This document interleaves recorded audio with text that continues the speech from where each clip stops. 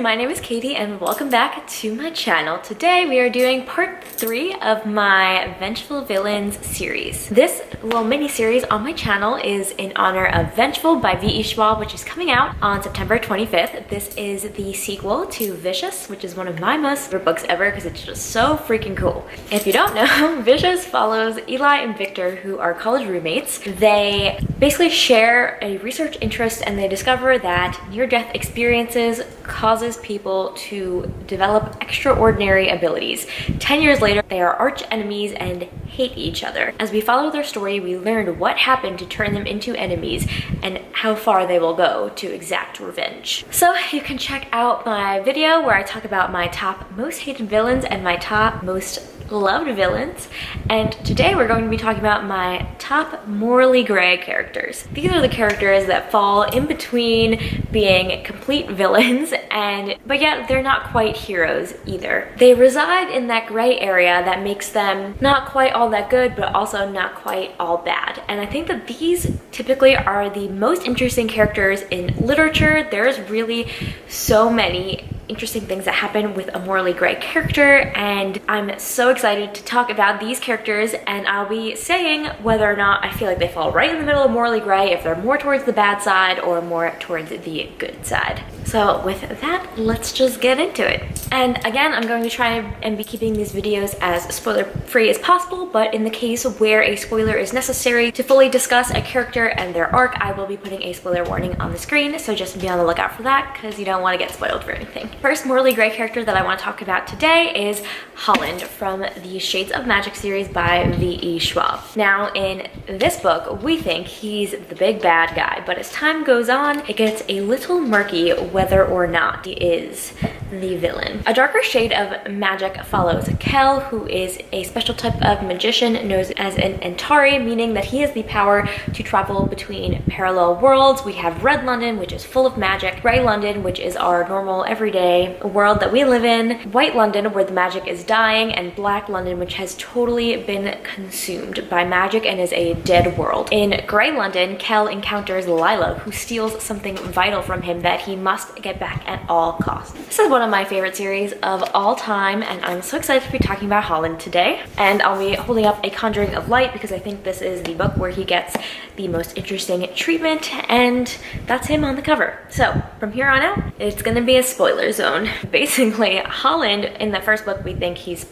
pretty bad. He's hunting down everyone and he's trying to get that magic stone back from Kel. And basically he lives in White London, which is slowly being consumed by the magic. Everyone in that world will do anything to get any scrap of power that they can. And we find out as the story goes on that he's basically a servant to the evil Dane twins, which you can see them in this illustration here.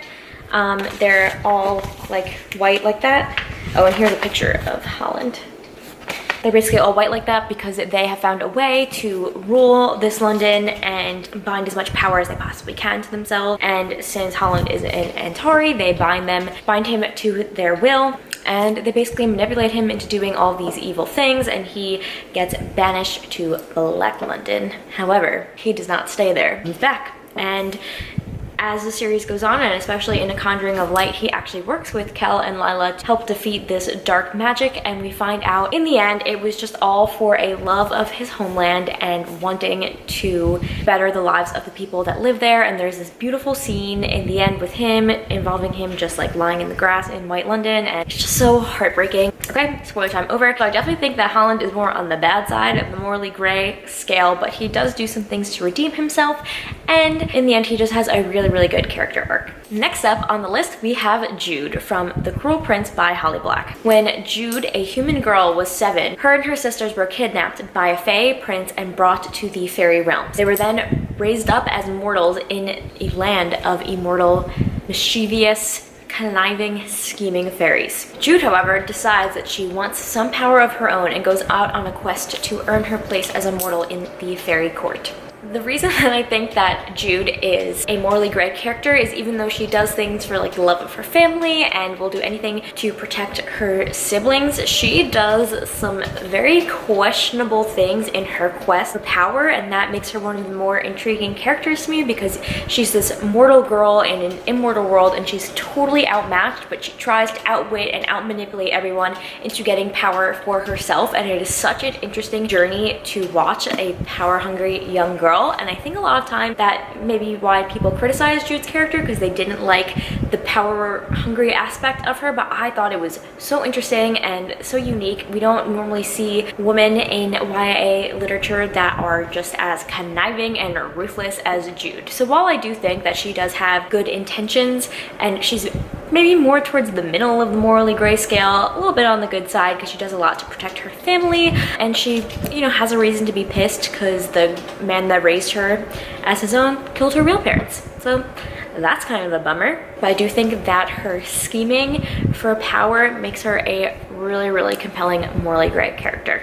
Next up, we have the one, the only, Kaz Brecker, aka Dirty Hands, aka Bastard of the Barrel. Okay, what can I say about this book? I absolutely love the Six of Crows duology, and Kaz Brecker is such a good character. But yes, he is morally gray. So Six of Crows takes place in Leigh Bardugo's Grishaverse, and it follows a group of 6 outcasts as they go on an impossible heist to steal something valuable back from the impenetrable ice court. And these 6 outcasts must work together to get this item back and get a lot of money. Each character in this little makeshift gang has a different motivation for why they want to get this money and why they want to succeed at this mission, and it is just so good when it's all brought together. And Kaz Brecker is basically their leader. He is in the Barrel, aka the kind of like the slums of Ketterdam where all the gangs run free. He is a lieutenant in this gang, so he's pretty high up in the power structure, and he's morally gray because he'll just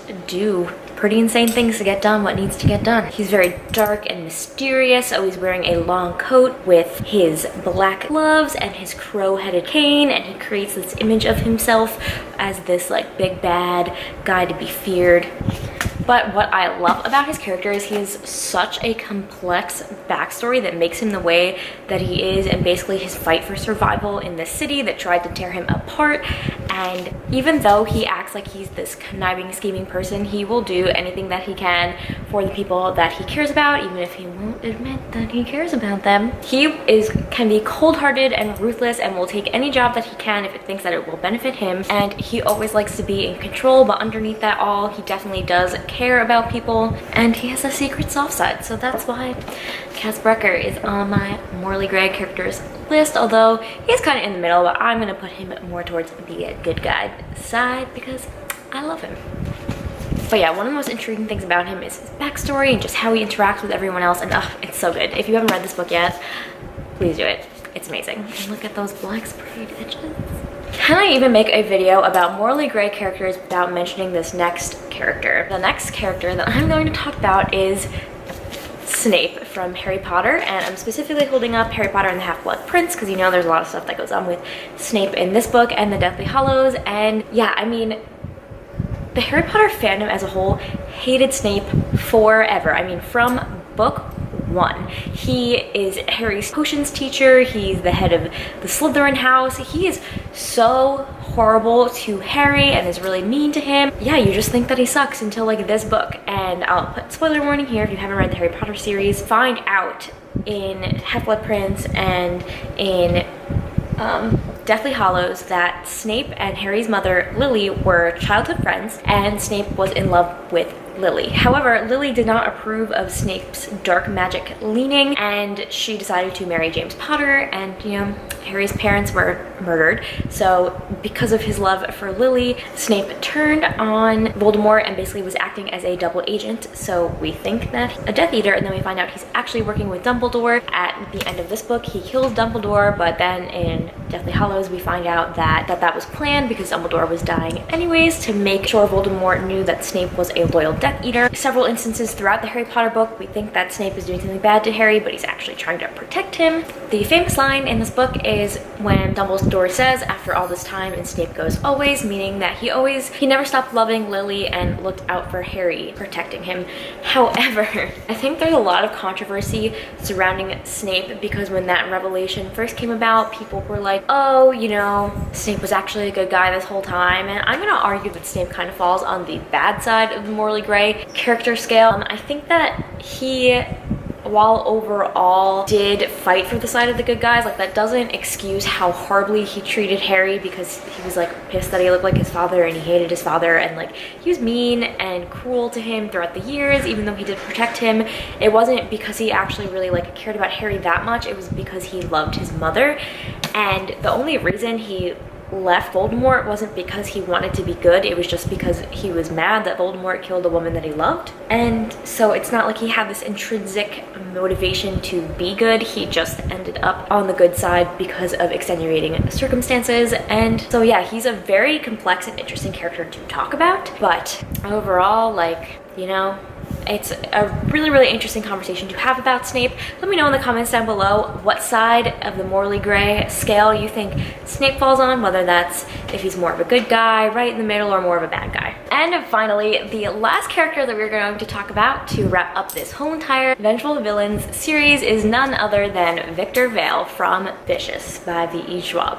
I really don't want to give too much away about this book because I think it's just great going into not knowing too much, but he is such a compelling and interesting character because the things that he does are really bad, but like there's just so many moving pieces, and you come away from this book really thinking about what does it mean to be a villain, what does it mean to be evil. And I think the beginning quote in this book really sums it up really well, and that is, life, the way it really is a battle not between bad and good, but between bad and worse, by Joseph Brodsky. And that's basically sums up this whole entire book, and I think it's so great, and you should definitely check it out if you haven't yet because it is amazing. All right, that's it for this video and for my Vengeful Villains series. I hope you guys had fun watching these videos. I had so much fun making them. Let me know down below who your top morally gray character is and why. And if you like this video, don't forget to like, comment, and subscribe. All right, have some fun, read some books, and I'll catch you guys in the next one.